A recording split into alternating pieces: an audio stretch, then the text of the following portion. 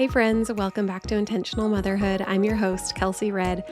And if you want to make sure that you never miss an episode or its companion meditation, make sure you go into the show notes and get on my email list so that you can be aware of every time a new episode is released and all the extra things that are available on my website, which is also listed in the show notes, so that you can get all that we have to offer. So, in the last few episodes, we talked a lot about thought frequencies. We talked about how thoughts are not just ideas, but they're actual energy, like tuning into a radio. And when we're stuck on one station, you just keep hearing that same song over and over again. But you can shift the station, and the whole soundtrack of your life changes. So now that we understand how important thought frequencies are, we're actually going to take it one level deeper because the thoughts aren't actually working alone at all. Thoughts create emotions. The thoughts are the things that trigger the chemical responses in our brain that create emotional reactions. And this is where things start to get really powerful. And here's the part that probably none of us were ever taught. And that is that emotions aren't just feelings, although we know where we feel them, but the way we trigger those responses that we identify as certain feelings or emotions is actually a chemical reaction that happens inside of our body. When you think a thought, your brain sends an electric signal, and that signal triggers or tells your body to release certain chemicals.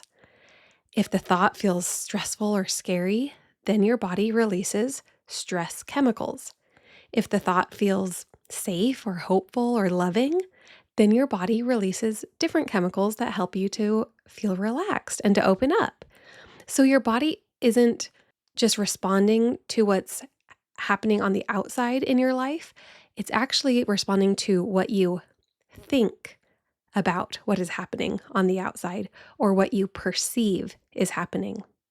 This matters so much, especially for moms like us, because we are constantly stuck in this cycle of having an external experience, creating a thought about our perception of that external experience, and then creating chemicals that are in response to what we're thinking about. And when we're tired, we're multitasking, we're juggling everything, and our body is often flooded with stress chemicals. And that causes us to start believe that this stressful state is just how life always is how we always are. Because once the body starts to believe something, it doesn't really even care what you try to say about it because that belief is ingrained in your body.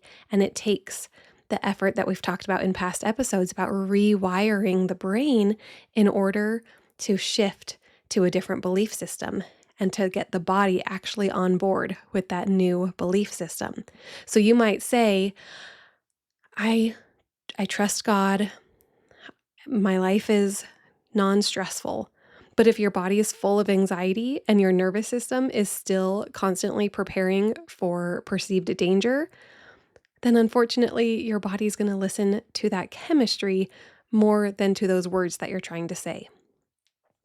So this is where, again, things start to get really interesting and why positive affirmations don't always work.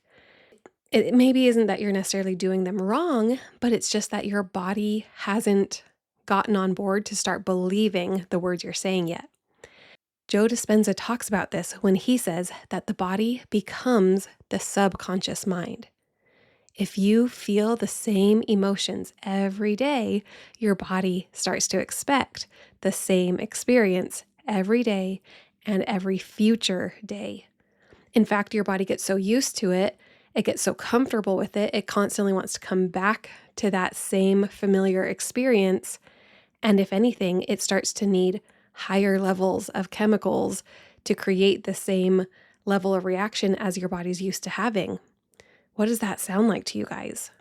Joe Dispenza calls this an addiction to our emotional reactions. So even when our mind is starting to want something new, our body, our chemical reaction is still living in this old addictive pattern. So this is where we come to the part where it connects directly to manifestation and to prayer and spirituality and into creating the life that we want. Our thoughts are electrical signals. Our emotions are chemical signals. When those two match, our body goes into coherence, which means that everything is lined up. Everything, your mind, your heart, your body, and your expectations are all aligned and start moving in the same direction. And the emotion is the amplifier. So, again, this is why affirmations sometimes feel so disconnected for you, because you might be saying a word, you're even trying to think a thought, but your chemical reaction, your emotional state is not in alignment. And this is where Joe Dispenza talks about creating an emotional experience. When we're meditating, when we're saying the affirmations, when we're thinking about the thing that we want to manifest, when we're praying, we have to bring the emotional reaction into it with us. Otherwise, it's just disconnecting from our bodily and chemical experience. So, I want you to think about this as you're going throughout your day. I want you to try to actually create an emotional experience that matches what you're saying or what you're doing, including such as if you wake up and say, maybe you're starting your day with a new mantra like, I have abundant time and energy to get all the things done that I need to. Well, if you're saying that and your body is already in a stress response and the chemicals in your body are signaling to you that you are rushed and pressured and anxious and you don't have time to get it all done and you're overwhelmed, well, that's that's great that you said your mantra, but it's not amplified. It's not connecting and it's not doing what it was meant to do. So it might require you to slow your breath for a minute, to take a moment to slow yourself down, to relax into your body for a moment, and to actually generate a feeling of peace and serenity and stillness and calmness as you repeat the mantra, I have abundant time and energy to get all the things done that I need to do today.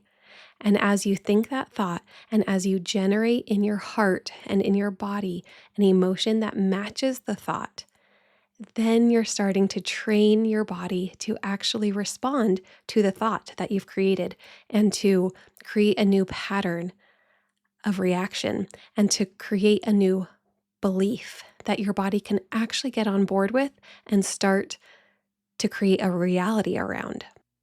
So, just to wrap this all up and make sure it all makes sense in the simplest terms, the emotion is the bridge between your thoughts and your reality.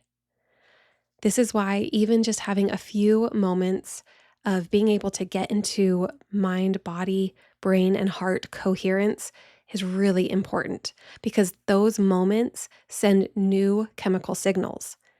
And those signals start to change your expectations for your future and your perception of your current reality. And when your expectations and your perceptions start to change and your body starts to actually believe what you're now telling it you expect your future to look like, that's when your life really starts to reorganize. And this is how thought frequencies and their associated coherent emotional reactions start to actually turn into new lived experiences. This is what manifesting starts to look like. And in the future, we're going to talk about how everything that we've talked about with these thought frequencies and the emotions and the energy ties into manifestation and even into prayer and spirituality and the way you approach those things as rather than a grocery list of things you want that you're telling to God, to really truly aligning your will with the will of the Creator and stepping into the embodiment of that future and actually being in a place of gratitude that that future already exists for you. That is manifestation. That is aligned will in prayer. And that is where we're going in the future. So make sure you're getting on my email list so that you don't miss an episode. Make sure you're subscribing to the show. And don't forget, I have that amazing mini course, Stop the Spiral, to help you go from a negative, depressive thought spiral, to get out of it, to stop that from taking you out for days or weeks, and instead being able to reverse that spiral in minutes through practical, real life skills that you can use in the moment to break those negative thought patterns. That is live on the website. It's linked in the show notes below. Make sure you're finding access to all these tools that I have for you. Thank you so much for being with me here today, and I will see you on the next episode of Intentional Motherhood.